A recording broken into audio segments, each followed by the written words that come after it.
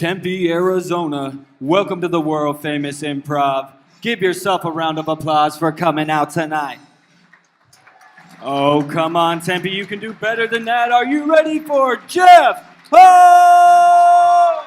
I've been a teacher for 7 years now. And I don't know how I got here, to be honest with you. If you had asked any of my teachers what Jeff Hall would have been 20 years after he graduated, none of them would have said a teacher. Teachers did not like me, and I didn't like many of them either. I didn't really think of teachers as much. To me, school was to go to have a good time. Kindergarten was great. I think we got it all wrong. We should be working towards kindergarten.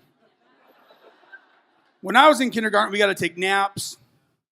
We got snacks. Our teachers loved us. They gave us hugs and told us how wonderful we were.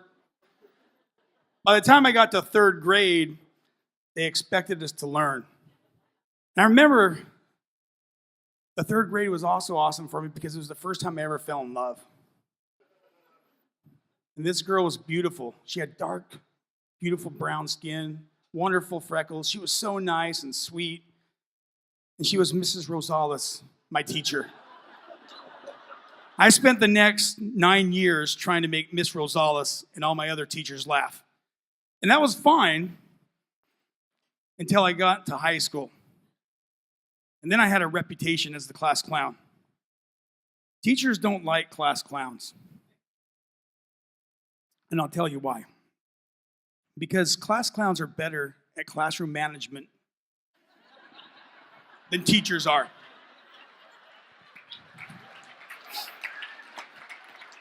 A class clown, anytime he wants, can get the attention of the class. Teachers would die to have that ability. And I got really good at it. I went to college and I didn't know what I wanted to do. And I looked for all the course descriptions and there was no Saturday Night Live curriculum. There was no comedy writing.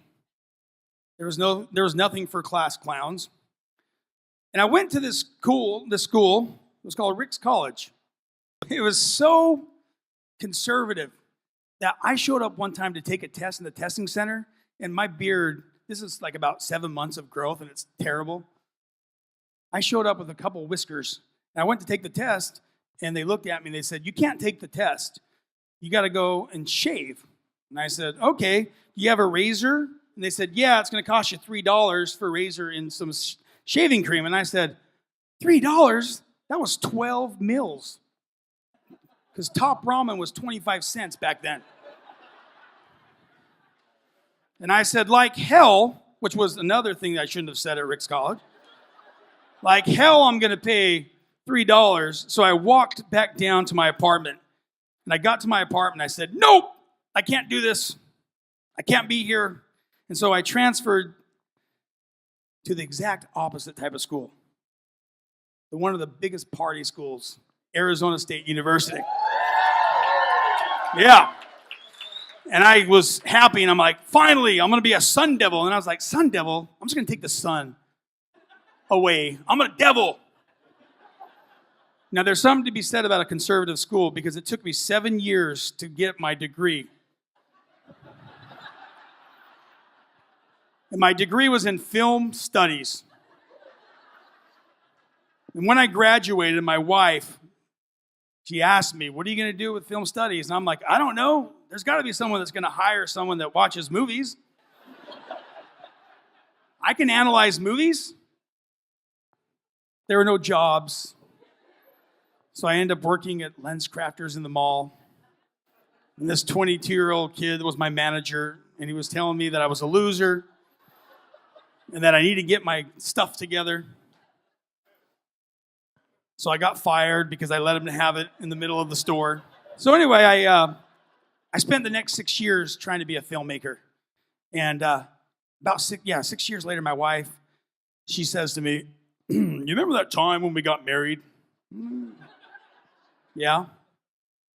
We agreed we were going to have kids. And I said, "Yeah, we'll do that in a couple of years." And she said, "You said that a couple of years ago." And I said, "Okay, in a couple of years I'll be ready." And she said, "I'm ready now." So she said, "You need to get serious and get a job that's secure and stable." And I said, "Okay, what can I be?" And of course, the stupidest thought came to my mind. How about a teacher? I laughed that thought out. And then I called my dad, and he laughed it out. And then my wife laughed it out. And then I was even more determined to become a teacher. I'm going to prove them wrong. So I enrolled in a master's degree, and a year and a half later, and $30,000 more in debt, I had a piece of paper that said I could be a teacher. And I was so excited. I got my first job at Mesa Junior High School. And I was thinking, Mesa Junior, great. I'm going to have a bunch of little white, rich Mormon boys and girls. Now, there's two things I learned in my college for becoming a teacher. One was the classroom is a jungle. And if you don't have specific places to put homework and specific places and a plan for students to move within the classroom, they're going to bump into each other and they're going to get hurt. So what you need to do is you need to have arrows, a map with arrows that show the kids how to get to the homework, how to get back to their seats. And I'm thinking, seriously? I never followed that advice. But the second thing they taught me was come up with a behavioral plan. Because inevitably, you're going to have students that are going to misbehave in class. I'm like, that's easy. I was a kid that misbehaved in class. So I'm going to do what they did to me. I'm going to ask them to stop talking. Then I'm going to ask them again. And then I'm going to take them outside and have a polite conversation. And then I might have to call the parents. And then I'm going to have to send them to the principal. And then they're going to get suspended and hopefully expelled. By the end of the day, I got to put the second thing I learned into practice. There was a kid, and he was standing in the back. And I asked him to sit down. Now, this was a Samoan kid. I didn't know how tall he was at first or how big he was. So I asked him to sit down, and he did this, except for he used the other finger. And he says, you. And I was like, whoa, they did not prepare me for this. And so I said, will you please sit down? F you. Okay, I'm going to go talk to him. And as I approached to him, he got bigger and bigger and bigger. And he had a beard. And he had tattoos. And I said, excuse me, and I backed out. I'm like, there's no way I'm taking that kid outside. He wanted to kill me, and he could. So I said, you need to go to the office right now.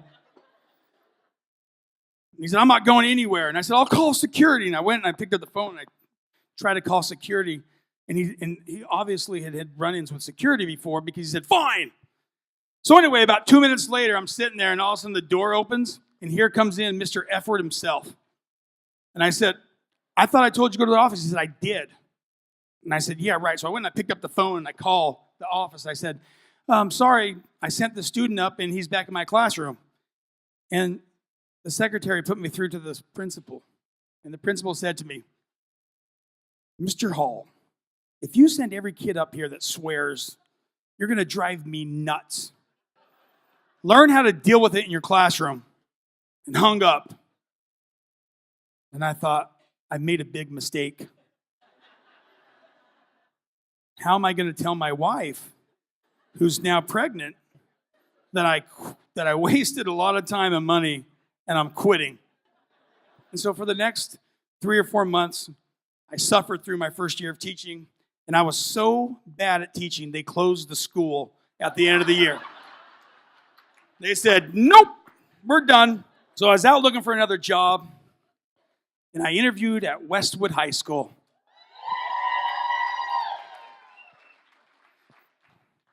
I was duped.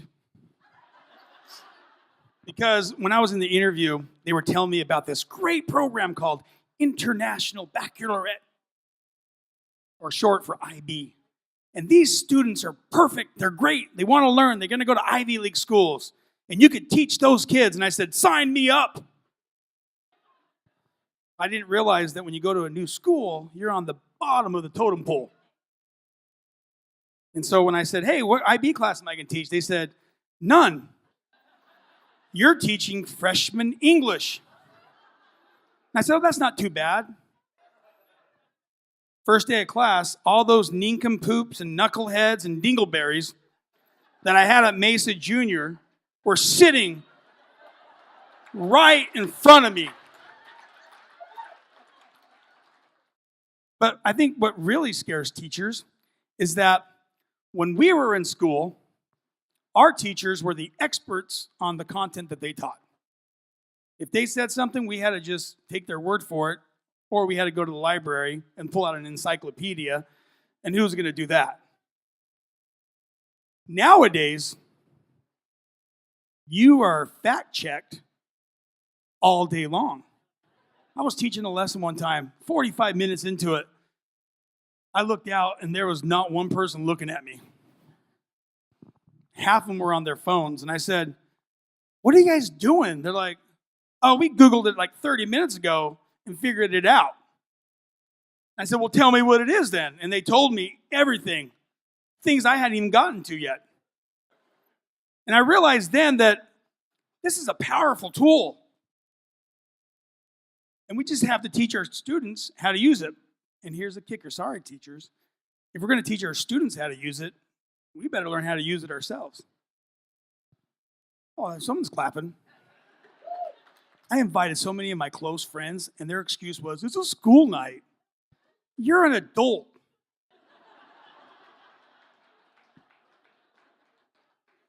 You're Netflix and chilling at 9:30 at night. Everybody know what Netflix and chill is? If not, ask someone. Google it. Make sure your filter's on.